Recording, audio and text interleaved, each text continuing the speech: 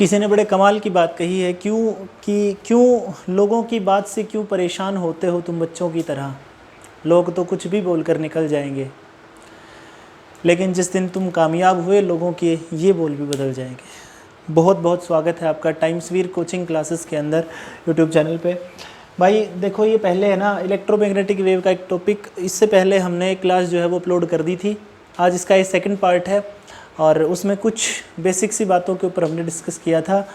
जिस बच्चे ने पहले वाली वीडियो नहीं देखी है, जिसने पहले वाली क्लास अटेंड नहीं करी है, वो पहले वो क्लास अटेंड करें, उसके बाद इसको अटेंड करें, क्योंकि इसके ऊपर कुछ ऐसी बातें इस क्लास में हम करेंगे जो कि हमने पहले डिस्कस जो हम कर चुके हैं।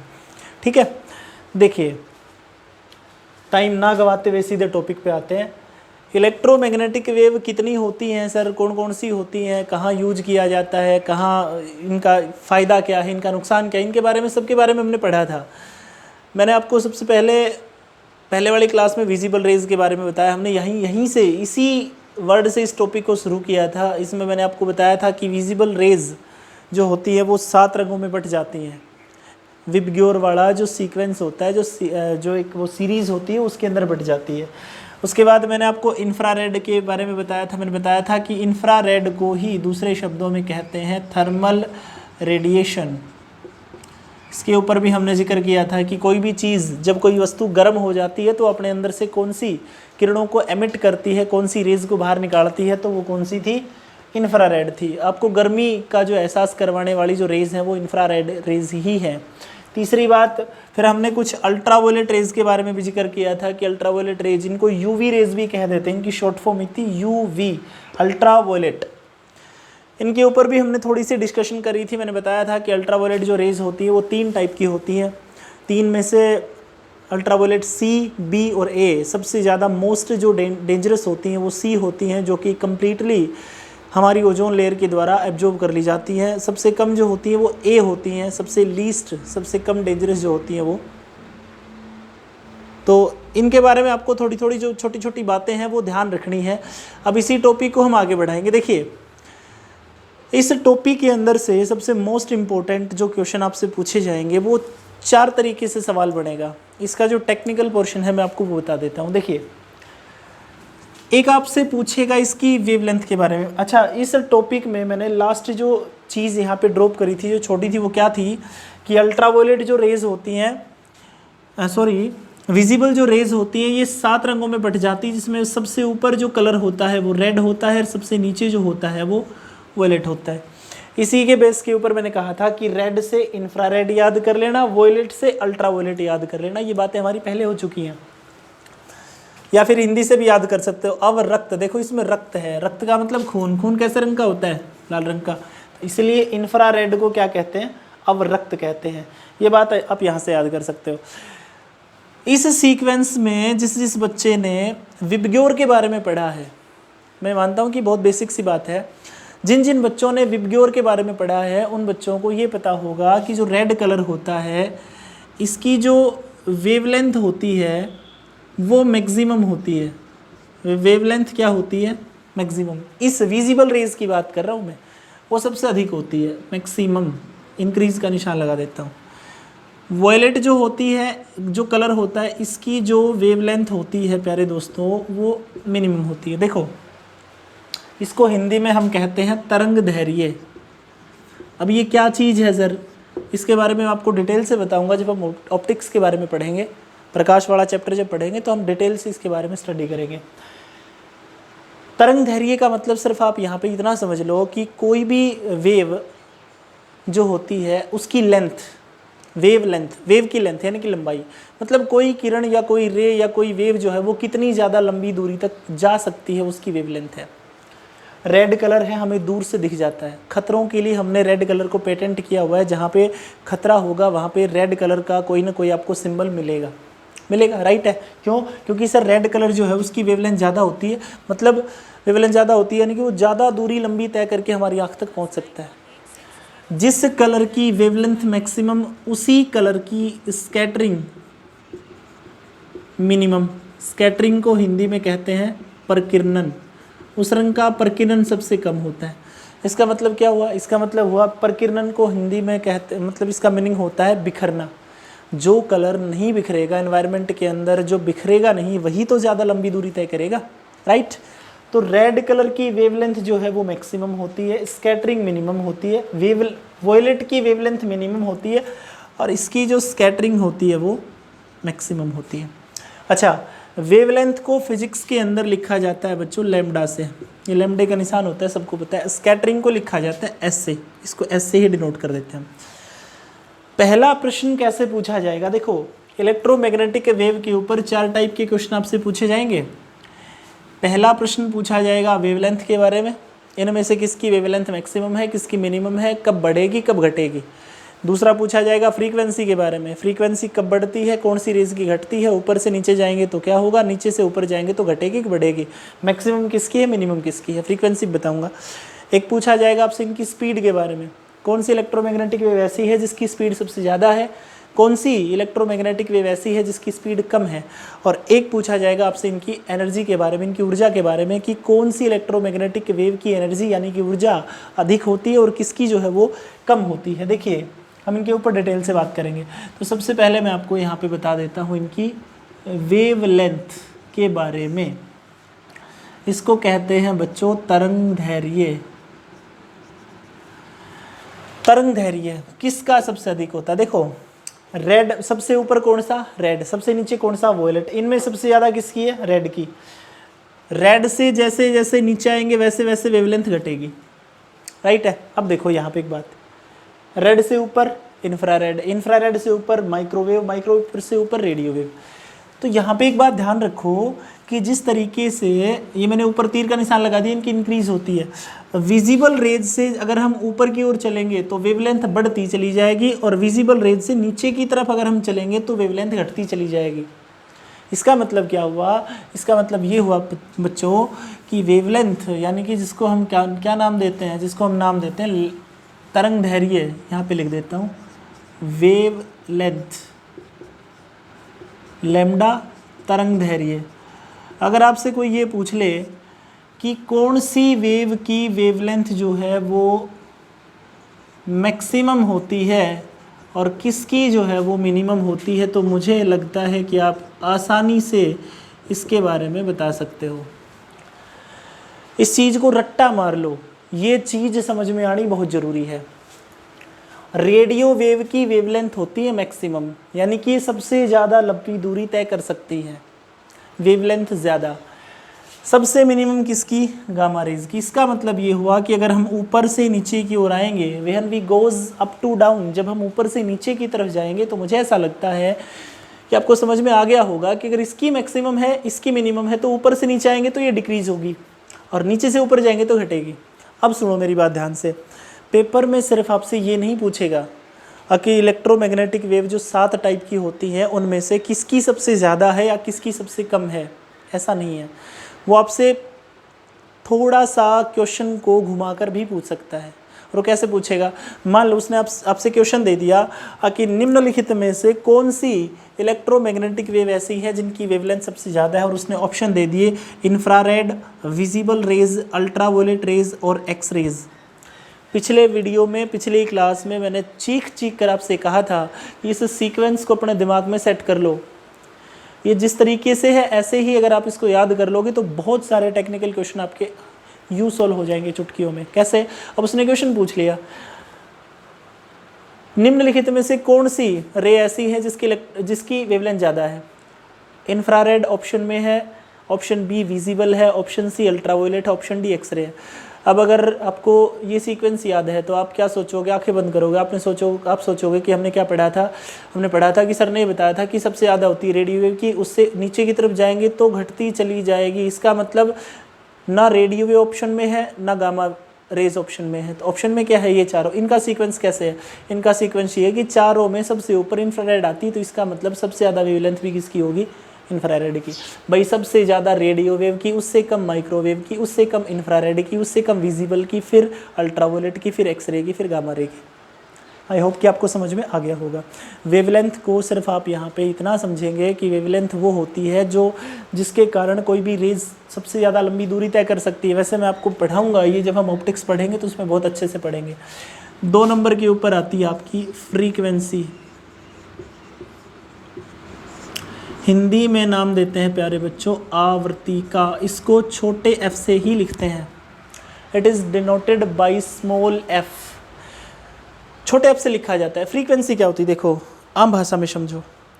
फ्रीक्वेंसी का मतलब होता है कि कोई भी चीज़ 1 सेकंड में कितने काम करती है उसकी फ्रीक्वेंसी है। कोई चीज़ 1 सेकंड में कितनी बार वाइब्रेट कर सकती है, वाइब्रेशन कर सकती है, उसकी फ्रीक्वेंसी है। मेरे हाथ में मार्कर में इसको 1 सेकंड में 10 बार रोटेट करवा सकता हूँ, मेरी फ्रीक्वेंसी है 10। पंखा 1 सेकंड में 20 रोटेशन पूरे कर सकता है, 20 चक्कर लगा सकता है, उसकी फ्रीक्वेंसी है 20। मैं इस बोर्ड को 1 सेकंड में 2 बार हिट करता हूँ, मेरी फ्रीक्वेंसी है 2। आई होप कि आपको समझ में आ गया होगा। फ्रीक्वेंसी कैसे पूछेगा, फ्रीक्वेंसी पूछेगा कि बताओ किसकी फ्रीक्वेंसी ज़्यादा है किसकी कम है। नोट्स बढ़ाते रहो साथ साथ, नोट साथ साथ बढ़ाते रहना, पैरा बैंग नहीं करने। अच्छा, अब फ्रीक्वेंसी की बात करेगा तो ध्यान रखना वेवलेंथ और फ्रीक्वेंसी एक दूसरे के उल्टे होते हैं। वेवलेंथ रेडियो वेव की मैक्सिमम थी, यहाँ पे उल्टा होगा। अगर रेडियो वेव की फ्रीक्वेंसी पूछेगा तो आंसर देना है मिनिमम, और गामा रेज की पूछेगा फ्रीक्वेंसी तो आंसर देना है मैक्सिमम। अगर आपसे RW मैंने शॉर्ट में लिख दिया रेडियो वेव, इसका मतलब ये हुआ कि रेडियो वेव की वेवलेंथ तो मैक्सिमम है, लेकिन अगर वेवलेंथ मैक्सिमम है तो उसकी फ्रीक्वेंसी क्या होगी, मिनिमम होगी। जिस वेव की वेवलेंथ मैक्सिमम होती है उसकी फ्रीक्वेंसी मिनिमम होती है। मैं आपको पढ़ाऊंगा, ये बहुत अच्छे तरीके से विस्तार से बात करेंगे, घंटे 1.5 घंटे का हमारा टॉपिक चलेगा इसके ऊपर। लेकिन आप थोड़ा सा यहाँ पे फिलहाल ये रट्टा मारने की चीज़ें यहाँ पे इनको समझ लो। गामा रेज जिसका वेवलेंथ मिनिमम था उसकी फ्रीक्वेंसी मैक्सिमम है। यहाँ से क्या स्पष्ट हुआ, ऊपर से नीचे की तरफ जाएंगे तो फ्रीक्वेंसी इंक्रीज होती है, यानी कि फ्रीक्वेंसी बढ़ती है, राइट। वेवलेंथ जबकि डिक्रीज हो रही थी, घट रही थी। तीसरे नंबर के ऊपर हम बात करेंगे, तीसरे नंबर के ऊपर हम बात करेंगे एनर्जी की। 3 नंबर के ऊपर लिखो एनर्जी, ऊर्जा। अच्छा, ऊर्जा किस में फालतू होती है सर, किस में ज़्यादा होती है, किस में कम होती है। देखो, इस एनर्जी को आप रिलेट करो फ्रीक्वेंसी से। जिस ऑब्जेक्ट की फ्रीक्वेंसी जितनी ज़्यादा होती है उसकी एनर्जी भी उतनी ही ज़्यादा होती है। फॉर एग्जांपल, मैंने बोर्ड को 1 सेकंड में 2 बार हिट किया, 1 2, ये मेरी फ्रीक्वेंसी है 2। कोई दूसरा भाई आता है और वो कहता है बस 2 बार, मैं इसको 1 सेकंड में 5 बार कर सकता हूँ हिट। वो करता है 1 2 3 4 5। इसका मतलब क्या हुआ, उसकी फ्रीक्वेंसी ज़्यादा क्यों है, उसने ज़्यादा बार हिट किया इसको, इसका मतलब उसकी फ्रीक्वेंसी ज़्यादा है। और ज़्यादा बार हिट किया क्यों किया, क्योंकि उसकी एनर्जी ज़्यादा है। अरे गुरुदेवो, इस बात को समझो, जो चीज़ जिस चीज़ के अंदर एनर्जी का लेवल ज़्यादा होता है ना, वही चीज़ कम समय में ज़्यादा काम कर पाती है।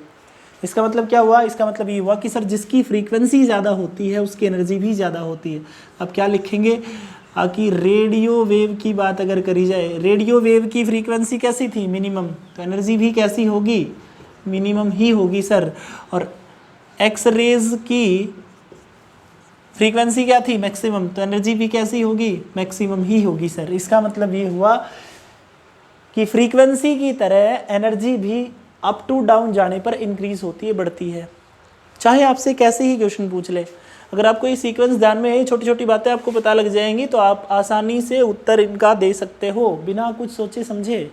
बस आंखें बंद करनी है, डायग्राम अपने दिमाग में लेके आना है, सोचना है क्या बताया था, क्या बताया था, क्या बताया था, आ गया पकड़ में, राइट आंसर, क्लिक कर दोगे 1 नंबर पक्का। रट्टे मारने से कभी ये चीज़ें समझ में नहीं आएंगी, इनके लिए आपको थोड़ा सा दिमाग लगाने की जरूरत है। तीसरी बात, इसको मैं यहाँ से मिटा देता हूँ। तीसरी बात एनर्जी। चौथी बात लिखेंगे इसकी स्पीड। देखो भाई, स्पीड के ऊपर है ना, यहाँ पे थोड़ी सी दिक्कत आती है। इसके ऊपर 2 क्वेश्चन पढ़ेंगे। इलेक्ट्रोमैग्नेटिक वेव है, कितने टाइप की है सर, 7 टाइप की।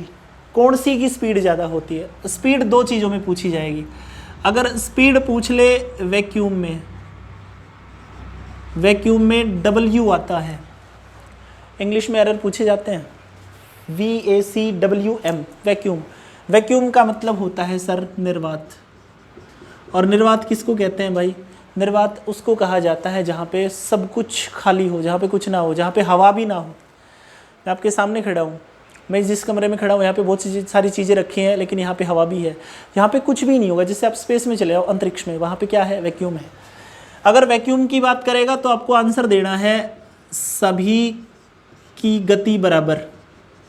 गति बराबर, यानी कि सारी की सारी इलेक्ट्रोमैग्नेटिक वेव स्पेस के अंदर, वैक्यूम के अंदर सेम स्पीड से भागती हैं, इनकी चाल में कोई डिफरेंस नहीं होता। लेकिन अगर किसी मीडियम की बात करें, ये कह दे कि नहीं भाई वैक्यूम नहीं, मीडियम में बताओ, तो मीडियम में पूछेगा तो फिर आपको आंसर अलग देना पड़ेगा। मीडियम में आंसर क्यों अलग देना पड़ेगा? क्योंकि मीडियम अगर किसी माध्यम में पूछ ले, जैसे उसने हवा में पूछ ली, उसने पानी में पूछ ली, उसने कांच में पूछ ली, तो यहाँ पे फंस जाओगे। इसलिए याद रखना, मीडियम के अंदर रेडियो वेव की जो स्पीड होती है वो मैक्सिमम होती है, और जो गामा रेज होती है उनकी स्पीड मिनिमम होती है। सॉरी, छोटा सा तरीका बताता हूँ स्पीड निकालने का। किसी भी वेव की स्पीड निकालने के लिए उसकी फ्रीक्वेंसी को उसके वेवलेंथ से गुणा कर दो। स्पीड निकालने का फॉर्मूला क्या है? इनमें से अगर आपको किसी की भी स्पीड निकालनी है ना, तो उसके लिए आपको दो बातें पता होनी चाहिए। एक उसकी फ्रीक्वेंसी पता होनी चाहिए, दूसरी उसकी वेवलेंथ पता होनी चाहिए। दोनों को आपस में मल्टीप्लाई कर दोगे, उसकी स्पीड आ जाएगी। अब क्या हुआ देखो, फ्रीक्वेंसी, लेकिन फ्रीक्वेंसी में और वेवलेंथ में तो सर एक दूसरे में इनका तो 99 का आंकड़ा है। कैसे? क्योंकि देखो जैसे रेडियो वेव है, रेडियो वेव की वेवलेंथ मैक्सिमम होती है जबकि फ्रीक्वेंसी मिनिमम होती है। तो जब इन दोनों को गुणा करोगे, जिस वेव की वेवलेंथ ज़्यादा मिलेगी उसकी फ्रीक्वेंसी कम मिलेगी, जिसकी फ्रीक्वेंसी ज़्यादा मिलेगी उसकी वेवलेंथ कम मिलेगी। ठीक है, इन दोनों को जब मल्टीप्लाई करेंगे, कुछ एक दो इनमें से इलेक्ट्रोमैग्नेटिक वेव ऐसी हैं जिनकी वेवलेंथ मैं आपको लिखवाऊंगा, वो पूछ ली जाती कभी कभी, इसलिए थोड़ा सा ध्यान रखना। एक तो हम विजिबल रेज की लिखेंगे, एक एक्सरे की लिखेंगे, एक दो लिखेंगे इनमें से, थोड़ा सा इसलिए ध्यान रखना है। तो ये स्पीड का क्वेश्चन दो तरीके से पूछा जाएगा। एक तो स्पीड पूछ ली जाए आपसे वैक्यूम में कि बताओ वैक्यूम में कितनी होती है, तो आप आंसर देंगे कि सर सभी इलेक्ट्रोमैग्नेटिक वेव की जो स्पीड है वो वैक्यूम के अंदर सेम होती है, सारी की सारी समान गति से दौड़ती हैं, जबकि मीडियम के अंदर रेडियो वेव की स्पीड सबसे ज़्यादा होती है और गामा जो रेज है उनकी स्पीड सर मिनिमम होती है, सबसे कम होती है। ठीक है, तो मुझे लगता है कि ये कंटेंट आपको यहाँ तक समझ में आ गया होगा। ये 4 टाइप के क्वेश्चन, चारों के चारों टाइप के क्वेश्चन आपको समझ में आने चाहिए। इसके लिए आप चाहे कोई भी बुक उठाओ, कोई भी प्रैक्टिस सेट उठाओ, मॉडल टेस्ट पेपर उठाओ, सबसे ज़्यादा आजकल के एग्ज़ामों का ट्रेंडिंग का क्वेश्चन का चैप्टर है ये फिज़िक्स का। जहाँ फिजिक्स में से 5 क्वेश्चन आने की संभावना होती है, वहाँ पे एक क्वेश्चन मिनिमम आप ये मान करके चलो कि इलेक्ट्रोमैग्नेटिक वेव के टॉपिक से पूछा जाता है, और इन्हीं क्वेश्चनों के अंदर आप फंस जाओगे। वेवलेंथ में फंस जाओगे, फ्रीक्वेंसी में फंस जाओगे, एनर्जी में फंस जाओगे, पता नहीं लगेगा, स्पीड में फंस जाओगे। तो आपको क्या करना है, आपको थोड़ा सा दिमाग लगा के और इन चीज़ों को क्लियर करना है बिल्कुल, कि हम फंसेंगे नहीं, हम आंसर देंगे। उसने थोड़ा सा घुमा के पूछ लिया, उसने पूछ लिया कि बताइए इनमें से कौन सी जो वे इलेक्ट्रोमैग्नेटिक वेव ऐसी है जिसकी एनर्जी ज़्यादा है, वहीं फंस गए।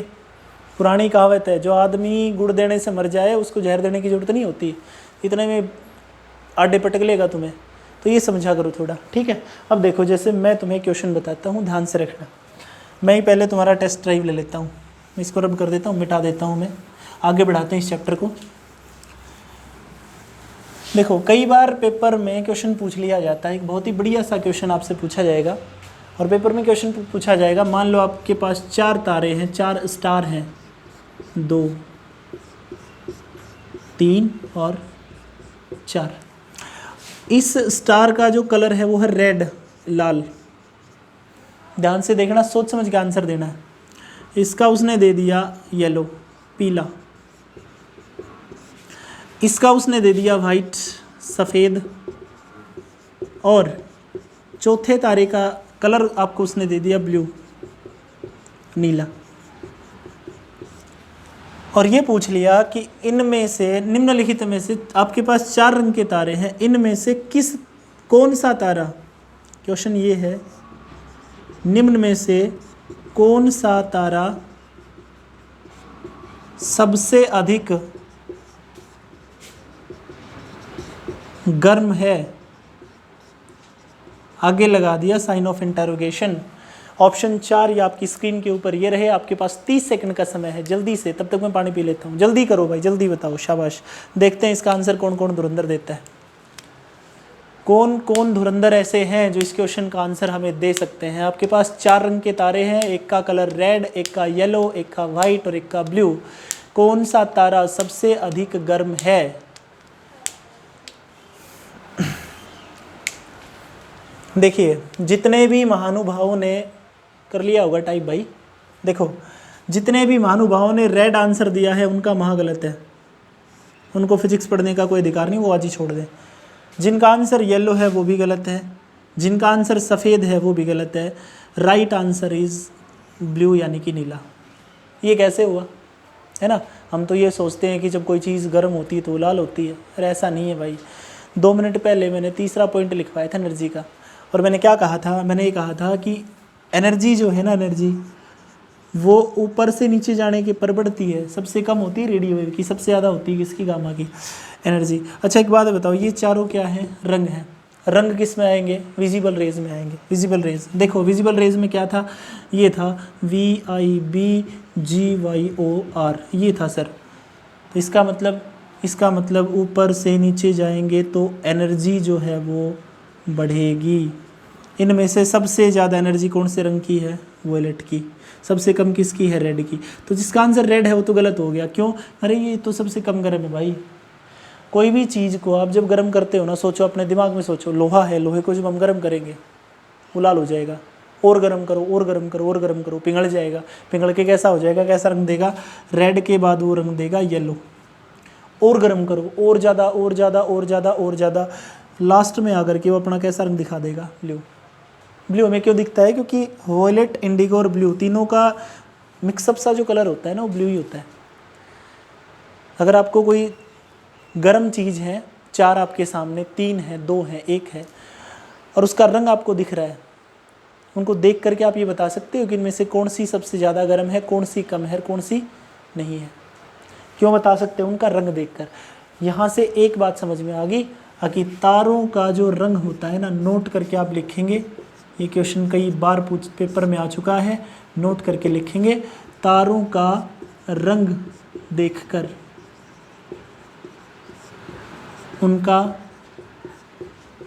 तापमान बताया जा सकता है, बताया जा सकता है। ये बहुत इंपॉर्टेंट क्वेश्चन है।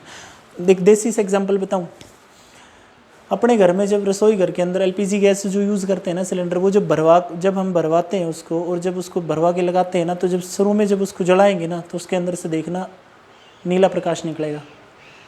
जब वो आधा हो जाएगा तो फिर वो धीरे धीरे पीला होने लग जाता है। फिर वो जब बिल्कुल अपने लास्ट स्टेज पे आ जाएगा ना, सिलेंडर खत्म होने वाला है, तो फिर वो लाल रंग का प्रकाश देना शुरू कर देगा। इसका मतलब जब वो सिलेंडर भरा है, उसके अंदर एनर्जी मैक्सिमम है, तो कैसी लाइट देगा, कैसा प्रकाश आएगा, ब्लू प्रकाश, नीला आएगा। कम हो जाएगा, जैसे जैसे एनर्जी कम होगी वैसे वैसे उसका टेम्परेचर भी घटने लग जाएगा। ठीक है, अब आपसे कोई ये कह दे कि एक तो लाल रंग की आग है, एक नीले रंग की आग है, और दोनों हैं, कौन से आग में हाथ देने के बाद आपका हाथ जो है वो ज़्यादा जलेगा, तो नीली आग में। क्यों, क्योंकि उसका जो एनर्जी का लेवल है वो ज़्यादा है, किससे, येलो से। तो ध्यान रखना इस क्वेश्चन को। चलो जैसे हम बात कर लेते हैं सूरज की। जैसे सन है, सन भी तो एक स्टार ही है, सूर्य भी एक तारा है। जैसे हम सूर्य की बात करें, सन देवता की बात करें। अच्छा, पेपर में कई बार क्वेश्चन आ जाता है, इसकी जो बाहरी सतह है ना सूर्य की, बहुत कॉमन से क्वेश्चन होते हैं। बाहरी सतह का जो टेम्परेचर होता है, जो तापमान होता है, वो होता है लगभग 6000 केल्विन। अब केल्विन को डिग्री सेल्सियस में कैसे बदलेंगे, र्यूमर में कैसे बदलेंगे, फ़ारेनहाइट में कैसे बदलेंगे, ये भी हम आपको आगे चल करके पढ़ाएंगे। तो बाहरी सतह का टेम्परेचर 6000 केल्विन। आंतरिक करोड़, इंटरनल टेम्परेचर, आंतरिक करोड़ का तापमान का जो तापमान है वो है लगभग इसका 1.5 करोड़, 1.5 गुणा 10 की पावर 60 डिग्री सेल्सियस, को लगभग 1.5 करोड़ डिग्री सेल्सियस हो गया। तो लगभग 1.5 करोड़ डिग्री सेल्सियस टेम्परेचर है किसका, सूर्य की आंतरिक सतह का, आंतरिक करोड़ का तापमान मैंने आपको बताया है।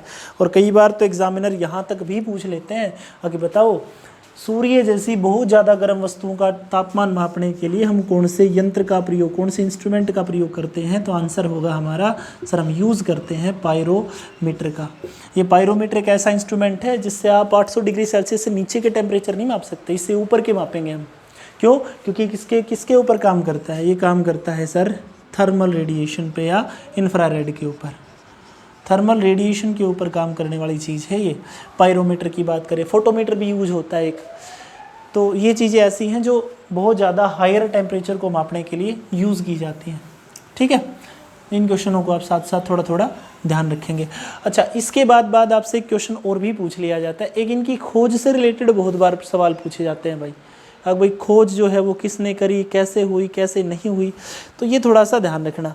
इलेक्ट्रोमैग्नेटिक वेव की खोज लिख लो, मैं आपको लिखवा देता हूँ साथ साथ। सबसे पहले लिखो रेडियो वेव।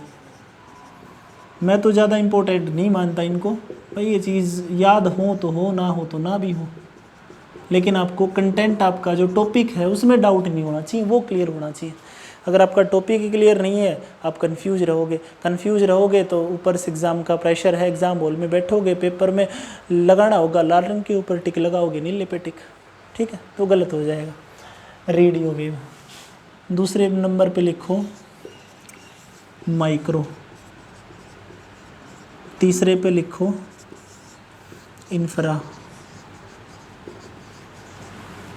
इंफ्रारेड, चौथे नंबर के ऊपर लिखो विजिबल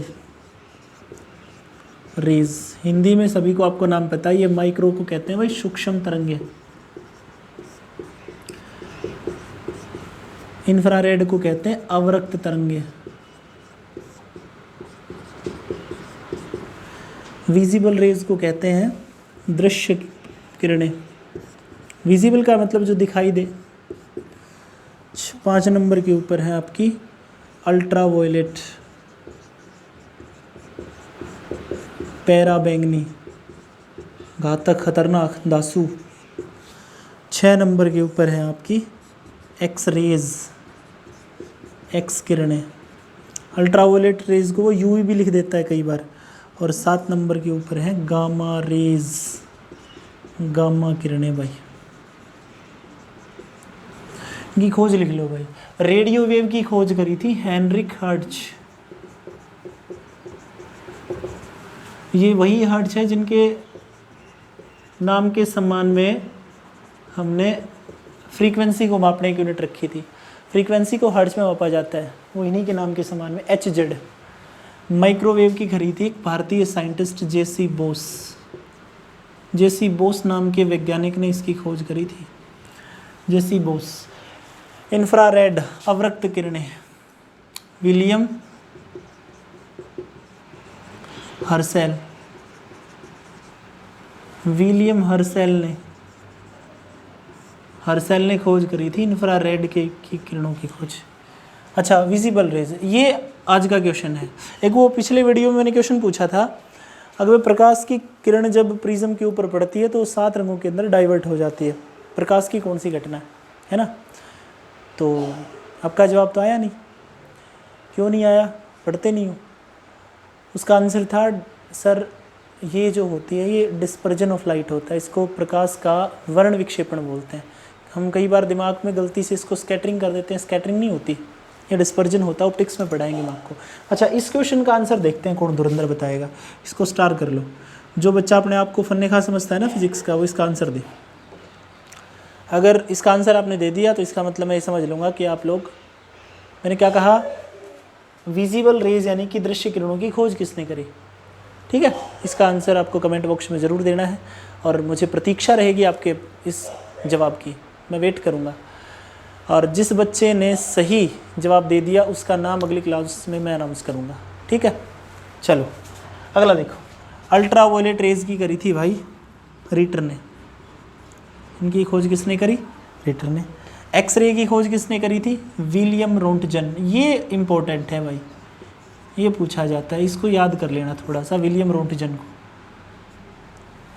रोंटगन को क्यों? क्योंकि भाई ये पहला साइंटिस्ट है विलियम रोंटगन जिसको फिजिक्स के फील्ड में पहला नोबेल प्राइज़ मिला था। ये फिजिक्स का पहला नोबेल प्राइज़ विनर है ये, जिसको नोबेल प्राइज़ दिया गया था। एक्स किरणों की खोज के लिए ही इनको दिया गया था। और गामा किरणों की खोज करी थी भाई पोल विलार्ड। लेकिन कई बार गलती से ये भी लिख देते हैं कि इसका नामकरण पूछ लेते हैं भाई। इसका जो नाम था वो दिया था रदरफोर्ड ने। लॉकडाउन बढ़ा कर मोदी आपको मोहलत दे रहा है, पता है इस चीज़ की? किस चीज़ की मोहलत?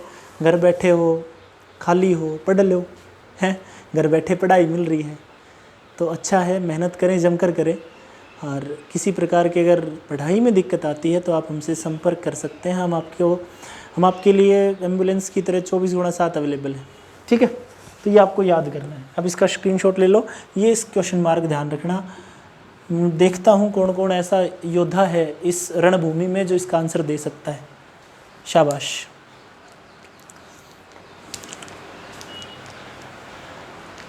ले लिया होगा।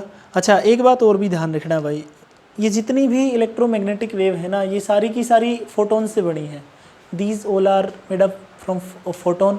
फोटोन एक बहुत ही सूक्ष्म कण होता है, इलेक्ट्रॉन प्रोटॉन न्यूट्रॉन की तरह, और फोटोन से इन सब का निर्माण हुआ। एक इनकी वेवलेंथ के बारे में पूछा जाता है, विजिबल रेज की, मैंने कहा था इनकी वेवलेंथ हम लिखेंगे। एक तो विजिबल रेज की वेवलेंथ पूछी जाती है पेपर में, इनकी वेवलेंथ क्या है, तो ध्यान रखना इसकी वेवलेंथ होती है 3900 से लेकर के 7800 एंगस्ट्रॉम तक। ये एंगस्ट्रॉम वेवलेंथ को मापने की यूनिट होती है। 1 एंगस्ट्रॉम मिटा दूँ, ले लिया होगा स्क्रीनशॉट वगैरह आपने। थोड़ा सा इसके ऊपर बात कर लेते हैं। इसकी जो होती है, अच्छा यहाँ लिख देता हूँ, चलो वहाँ नहीं भी दिख रहा होगा, तो इसकी जो वेवलेंथ होती है ना, वो होती है 3900 से लेकर के 7800 एंगस्ट्रम। एंगस्ट्रम में हम क्या मापते हैं, वेवलेंथ को एंगस्ट्रम में मापते हैं सर। एंगस्ट्रम को ए के ऊपर डिग्री लगा के लिखा जाता है, और 1 angstrom is equal to 10⁻⁻10 metre. एक एंगस्ट्रम कितने मीटर के बराबर होता है, 10⁻−10 मीटर के बराबर। इसको आप चाहे नैनोमीटर में लिख लो, चाहे मीटर में लिख लो, किसी में भी लिख लो, आपको ध्यान होना चाहिए। अच्छा, 3900 से 7800 कैसे सर, देखो ध्यान से देना। मैंने क्या कहा था, सबसे ऊपर कौन सा, रेड, सबसे नीचे कौन सा, वोलेट। वेवलेंथ ऊपर से नीचे जाते हैं तो घटती है, तो पहले रेड आएगा कि वोलेट, पहले रेड आएगा, मतलब रेड की ज़्यादा वोलेट की कम। रेड की कितनी, 7800 एंगस्ट्रम, और वोलेट की कितनी, 3900 एंगस्ट्रम। एक एक्सरे की पूछ ली जाती है, जो एक्सरेज हैं उनकी वेवलेंथ भी पूछी जाती है, तो ध्यान रखना इसकी वेवलेंथ होती है अप्रोक्सीमेटली 1 एंगस्ट्रम के बराबर, क्योंकि सबसे नीचे आ गई, इनका तो सबसे कम होगा। गामा से एक पॉइंट ऊपर ही तो है, तो बहुत कम इनकी वेवलेंथ होगी। तो भाई आज का वीडियो यही ख़त्म करेंगे, कल बात करेंगे इलेक्ट्रोमैग्नेटिक वेव की कुछ विशेषताओं के ऊपर, और हम इनको ख़त्म कर देंगे। अगला चैप्टर अगला वीडियो में जब भी डालूंगा इसका, इलेक्ट्रोमैग्नेटिक वेव का ये चैप्टर ख़त्म हो जाएगा। और फिर उसके बाद अगर आपके दिमाग में कोई सवाल होता है तो बताना, ठीक है। और भाई एक बात और समझो, कमेंट वगैरह करके बताते रहा करो। आपका कमेंट जो है वो हमारे लिए कार्बोहाइड्रेट और प्रोटीन की तरह काम करता है, हमारे शरीर को ऊर्जा देता है, हमें और ज़्यादा प्रोत्साहित करता है। हम यूँ ही पढ़ाते रहे बच्चों को, यूँ ही हमारा मन लगा रहे, आपका लगा रहे, है ना। चलिए, और हाँ, घर से बाहर मत निकलना।